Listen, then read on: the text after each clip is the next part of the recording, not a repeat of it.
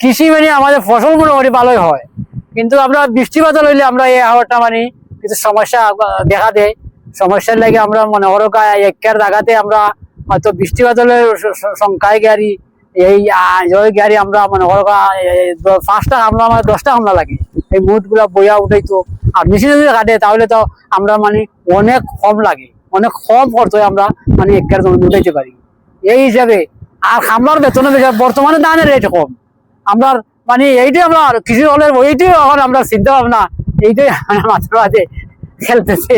দানের রেট কম আর কৃষির বেতন বেশি, রুজ বেশি। এখন মানুষ আনতে 6 থেকে 700 টাকা লাগে, এখন বর্তমানে 800 সময় এখন মানুষ মিলানি হাত। দানের রেটটা অনেক কমে গেছে।